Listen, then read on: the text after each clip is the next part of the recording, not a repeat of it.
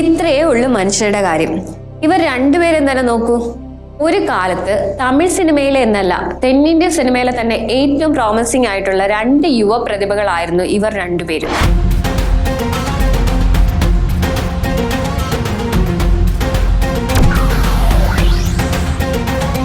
രണ്ടുപേരും അവരവരുടെ ആദ്യ സിനിമയിലൂടെ തന്നെ ഞെട്ടിച്ചവർ. മാനഗരം എന്ന ഒരൊറ്റ രാത്രി കൊണ്ട് നടക്കുന്ന ഒരു ചെറിയ കഥ വളരെ എൻഗേജിംഗ് ആയി പറഞ്ഞുകൊണ്ട് ലോകേഷ് തന്റെ വരവറിയിച്ചു. നെൽസൺ ആകട്ടെ ഇന്ത്യൻ സിനിമയിൽ അധികം ആരും കൈവച്ചിട്ടില്ലാത്ത ഡാർക്ക് ഹ്യൂമർ എന്ന കോൺസെപ്റ്റ് പിടിച്ചുകൊണ്ട് കോലമാവ് കോകില എന്നൊരു കിടിലൻ പടം ചെയ്യുന്നു. ഇതിനുശേഷം രണ്ടുപേരും ചെറുതായി ട്രാക്ക് മാറ്റുന്നു.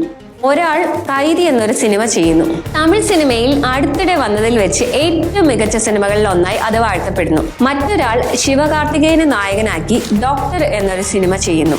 അതുവരെ വളരെ ജോളിയായി നമ്മൾ കണ്ട ശിവകാർത്തികേയനെ വളരെ സീരിയസ് ആയി അവതരിപ്പിച്ചുകൊണ്ട് മുൻപ് നമ്മൾ കണ്ടിട്ടില്ലാത്ത ഒരു പുതിയ അനുഭവം നൽകി. ശേഷം രണ്ടുപേരും ദളപതി വിജയുടെ ഒപ്പമായിരുന്നു സിനിമ ചെയ്തത്. അതിൽ ലോകേഷ് ചെയ്ത മാസ്റ്റർ എന്ന സിനിമ ശരാശരിയിൽ 1 മാത്രമായി ഒതുങ്ങിയത് വിമർശനം വന്നെങ്കിലും ലോകേഷിന് വലിയ തെറിയൊന്നും കേൾക്കേണ്ടി വന്നില്ല. കാരണം തിരക്കഥയിൽ വിജയ് കൈകടത്തിയത് കൊണ്ടാണ്. സിനിമ ആവറേജ് ആയതോടെ ലോകേഷ് സേഫായി. പക്ഷെ നെൽസന്റെ കാര്യം വളരെ ദുരന്തമായിരുന്നു. വിജയുടെ കരിയറിലെ തന്നെ ഏറ്റവും മോശം സിനിമകളിൽ ഒന്നായി നെൽസൺ സംവിധാനം ചെയ്ത ബീസ്റ്റ് മാറി. സാധാരണ വിജയ് സിനിമകൾ പരാജയപ്പെട്ടാൽ വിജയ് മാത്രമാണ് പഴി കേൾക്കാറ്. എന്നാൽ പതിവിന് വിപരീതമായി ചരിത്രത്തിൽ ആദ്യമായി ഒരു വിജയ് സിനിമയുടെ സംവിധായകൻ സിനിമ മോശമായതിന് പഴി കേൾക്കേണ്ടി വന്നു. വലിയ രീതിയിലുള്ള സൈബർ ആക്രമണമാണ് നെൽസൺ നേരിട്ടത്. സൈബർ ഇടത്തിൽ മാത്രമല്ല പൊതുമധ്യത്തിലും നെൽസൺ വലിയ രീതിയിലുള്ള പരിഹാസങ്ങളും അധിക്ഷേപങ്ങളും അവഗണനകളും നേരിടേണ്ടി വന്നു. ഇതിനുശേഷം ലോകേഷ് വിക്രം എന്നൊരു സിനിമ കൂടി ചെയ്തതോടെ കാര്യങ്ങൾ വേറെ തലത്തിലേക്ക് നീങ്ങി. നെൽസൺ തമിഴ് സിനിമയിൽ നിന്നും പൂർണ്ണമായി പിന്തള്ളപ്പെട്ടു. ലോകേഷ് ഒറ്റ ദിവസം കൊണ്ട് ഇന്ത്യൻ സിനിമയിലെ തന്നെ ഏറ്റവും വലിയ ബ്രാൻഡായി മാറി. എന്നാൽ ഒരു വർഷത്തിന് ശേഷം കാര്യങ്ങളെല്ലാം വീണ്ടും മാറിമറിഞ്ഞു. നെൽസൺ ജയിലർ എന്ന ഒരു ബ്രഹ്മാണ്ഡ സിനിമയിലൂടെ വലിയ തിരിച്ചുവരവ് നടത്തി. എല്ലാവരും വലിയ ദുരന്തമാവുമെന്ന് പ്രതീക്ഷിച്ച സിനിമ തമിഴ് സിനിമയിലെ തന്നെ ഐക്കോണിക് സിനിമകളിൽ ഒന്നായി മാറി. അതോടെ ലോകേഷും നെൽസണും വീണ്ടും തമിഴ് സിനിമയിലെ മുൻനിര പേരുകളായി മാറി.